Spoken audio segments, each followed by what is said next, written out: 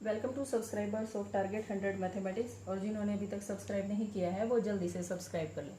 10th class के students ये जरूर सोच रहे होंगे काश मैं लास्ट सेशन में 10th में होता, कुछ पेपर भी ना हुए होते मेरे।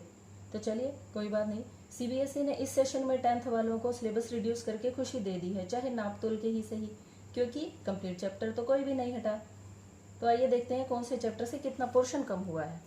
Chapter 1 real numbers. Real numbers में से आपकी सिर्फ एक एक्सरसाइज 1.1 सिलेबस से रिड्यूस हो गई है। चैप्टर 2 पोलिनोमियल्स में एक्सरसाइज 2.3 क्वेश्चन 3, 4, 5 ये अब आपको एग्जाम के हिसाब से प्रिपेयर नहीं करने। Chapter 3 pair of linear equations in 2 variables, exercise 3.5 से सिर्फ क्वेश्चन 1 आपका रिड्यूस हो गया। क्वाड्रेटिक इक्वेशन चैप्टर 4, एक्सरसाइज 4.2 से क्वेश्चन 6, एक्सरसाइज 4.3 से क्वेश्चन 4 to 11। बस यहाँ थोड़ी सी खुशी हुई है, इस चैप्टर में यही इंपॉर्टेंट क्वेश्चन से थे, हर साल इनमें से एक क्वेश्चन जरूर आता था और यही थोड़ा सा समझने का काम था इस चैप्टर में।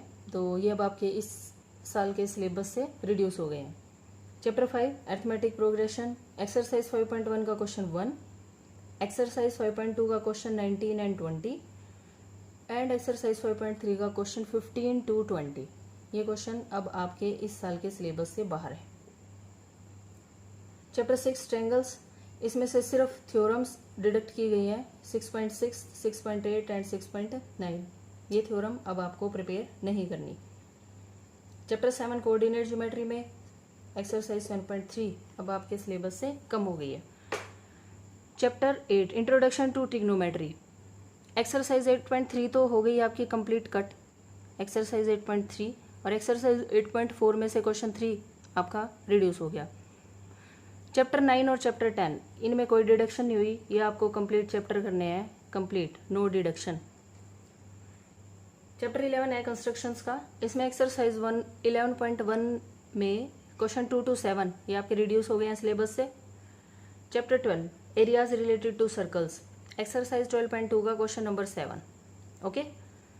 Chapter 13 surface areas and volumes, ये फ्रस्टम ऑफ कोन ही है, ये कंप्लीट एक्सरसाइज आपकी डिडक्ट हो गई है, ये एक्सरसाइज अब आपके सिलेबस में नहीं आए। चैप्टर 14 स्टैटिस्टिक्स, इसमें स्टेप डेविएशन मेथड, जो हम 3 मेथड्स पढ़ते हैं उसमें से एक मेथड कट हो गया, यानी अब आपको सिर्फ 2 मेथड से सारे क्वेश्चन आप सोल्व कर सकते हैं। Step deviation method and exercise 4.4 अब आपके सिलेबस में नहीं है। एंड चैप्टर 15 प्रोबेबिलिटी, इसमें भी नो डिडक्शन। कुल मिला के 3 चैप्टर हैं जिनमें कोई डिडक्शन नहीं हुई, बाकी में से कुछ टॉपिक आपके रिड्यूस हो गए हैं, तो ये आपको तैयार नहीं करने, लेकिन आप नॉलेज के लिए आप इन चीज़ों को तैयार कर सकते हैं, क्योंकि नॉलेज कभी भी वेस्ट नहीं जाती। ओके। मैं आपको एक्सरसाइज 1.1 जो डिलीट हो चुकी है सीबीएसई के सिलेबस में, उसके कुछ बेसिक्स बता देती हूँ, क्योंकि सीबीएसई की ये साफ गाइडलाइंस हैं कि जो टॉपिक्स रिमूव किए गए हैं टीचर को वो बच्चों को उतने ज़रूर समझाने हैं ताकि वो अगला टॉपिक उन्हें क्लियर हो जाए। सिलेबस में एग्ज़ाम के हिसाब से तो नहीं आएंगे, लेकिन अगर नेक्स्ट टॉपिक के लिए वो रिक्वायर्ड हैं तो वो बच्चों को ज़रूर आपको उतना पोर्शन समझाना ज़रूर है। तो देखिए अब यूक्लिड डिवीज़न एल्गोरिथम, ये एक्सरसाइज 1.1 आपकी नहीं है अब सिलेबस में, तो ये बिल्कुल ईजी टॉपिक था। चलो कोई बात नहीं। देखिए जिस नंबर से हम डिवाइड करते हैं उसे कहते हैं डिवाइज़र, जो नंबर डिवाइड होता है उसको कहते हैं डिविडेंड, और जो आपका आंसर आता है वो होता है क्वोशिएंट, और जो नीचे रिमाइंडर बचता है वो यहाँ लिखा जाता है। हिंदी में भाजक, भाज्य, भागफल और शेषफल। ओके। अब यूक्लिड डिवीज़न एल्गोरिथम क्या कहती है कि आप 2 नंबर का एचसीएफ कैसे कैलकुलेट करते हैं। तो 2 नंबर का एचसीएफ कैसे कैलकुलेट होता है, देखिए अगर मेरे पास 2 नंबर्स हैं 135 एंड 225 और मुझे इनका एचसीएफ कैलकुलेट करना है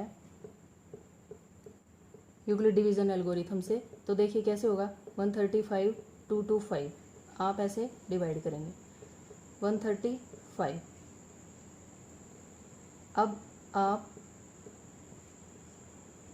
इनको सब्ट्रैक्ट कर दिया 90, अब आपको इसे डिवाइज़र बनाना। तो देखिए 90 से हमने डिवाइड किया, 90 1 जा 90, यहाँ सब्ट्रैक्ट किया 45। अब आप इसे डिवाइज़र बना दीजिए और यहाँ 90 को डिविडेंड बना दीजिए, 45 टू ज़ा 90। तो ये आपका नंबर जहाँ रिमाइंडर 0 आ जाता है उसे हम HCF कहते हैं। ये आपका यूक्लिड डिवीजन एल्गोरिथम थी। अब देखिए प्राइम नंबर्स क्या होते हैं। प्राइम नंबर वो होते हैं जिनके सिर्फ 2 फैक्टर होते हैं, एक तो वो खुद और 1। कंपोजिट नंबर्स में खुद भी एक फैक्टर होगा, 1 भी होगा और इसके अलावा भी बहुत सारे फैक्टर्स होंगे।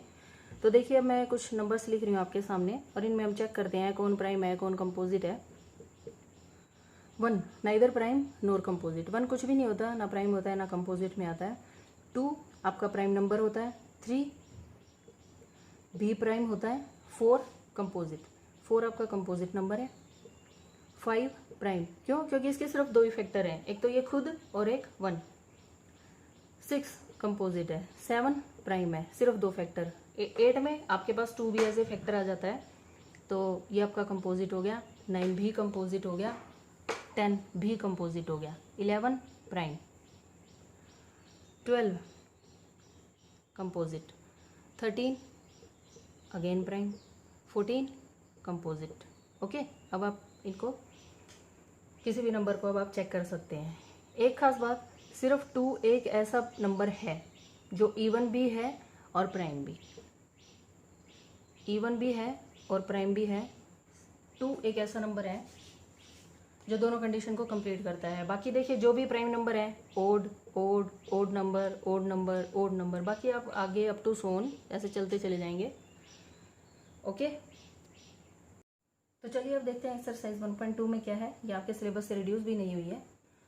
इसमें किसी भी नंबर को as a product of prime factors represent करना है आपको फर्स्ट क्वेश्चन में। तो प्राइम मैंने भी आपको बताया, जो सिर्फ अपने आप से और 1 से डिवाइड होते हैं उन्हें हम कहते हैं प्राइम नंबर्स। तो देखिए जैसे मेरे पास ये एक नंबर है 3825, आप डिवीजन 2 से स्टार्ट कर दीजिए। क्या ये नंबर 2 से डिवाइड होगा? नहीं होगा, क्योंकि लास्ट में कौन है? 5। 3 से डिवीजन की क्या कंडीशन होती है? आप ये सभी नंबर प्लस कर लीजिए। 5 + 2 7, 7 + 8 15, 15 + 3 18। अगर 18 3 से डिवाइड होता है तो ये सारा नंबर 3 से डिवाइड हो जाएगा। तो अब 18 तो होता है 3 से डिवाइड, तो हम इसे 3 से डिवाइड करेंगे 3825 को। तो देखिए क्या बनेगा। 3 × 1 = 3, 8, 3 × 2 = 6, अगेन 2, यहाँ से ये 2 आ जाएगा। 3 × 7 = 21 एंड देन 3 × 5 = 15। ये जो आंसर होता है ना आपका, ये आपको यहाँ लिखना होता है। ठीक है, अब 1275 आ गया। अगेन ये 2 से डिवाइड नहीं होता और 3 से डिवाइड करने के लिए आप इन सबको ऐड करके और सिमिलरली ऐसे ही आप डिवाइड कर देंगे। 3 × 4 = 12, 3 × 2 = 6, 3 × 5 = 15। उसके बाद 4 से, ये नंबर 4 से डिवाइड नहीं हो रहा है, 2 से नहीं हो रहा, 3 से नहीं हो रहा, 4 से नहीं हो रहा, तो अब ये किसकी बारी आएगी? 5 की। और वैसे भी आपको प्राइम फैक्टर में चेक करना है तो 4 से तो चेक करने की ज़रूरत ही नहीं है, आप सिर्फ प्राइम नंबर्स से आप डिवाइड करते चले जाइए। 5 से 5 × 8 = 40, 2 रिमाइंडर बचा, 5 5 5 = 25, देन अगेन 5 1 = 5 7 = तो अब आपको इसको ऐसे लिख देना है। ये जो नंबर्स यहाँ आए हुए हैं 3 3 5 5 17, ये आपको मल्टीप्लाई लगा के लिखने हैं। फिर जो नंबर जितनी बार है 3 2 टाइम्स है तो 3 की पावर 2, 5 की पावर 2, 17। ओके, अब ये देखिए 5015। अब आप यहाँ डिवाइड कीजिए। 5 1 = 5, 0 0, 5 1 = 5, 7 से 7 1 = 7।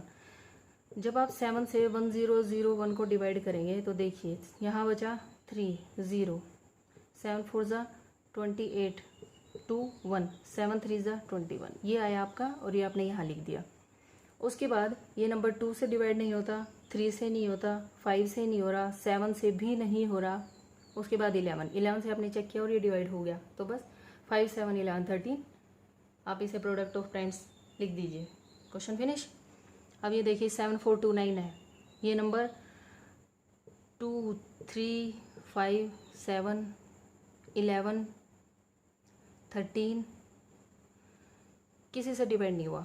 13 के बाद आता है 17, तो ये अब आपको 17 से ही चेक करने पे ये डिवाइड हो गया 17 से, फिर आगे ये 19 से हो गया, तो इसके प्रोडक्ट बन गई 17 × 19 × 23। तो अब आप इन क्वेश्चंस की प्रैक्टिस अपनी बुक में से कीजिए। कोई भी क्वेश्चन अगर आपको नहीं समझ में आता है, कहीं भी क्लैरिटी नहीं है, तो कमेंट बॉक्स में बताइए मुझे। मेरा व्हाट्सएप नंबर डिस्क्रिप्शन में है, आप मुझसे व्हाट्सएप करके भी कोई भी क्वेश्चन पूछ सकते हैं।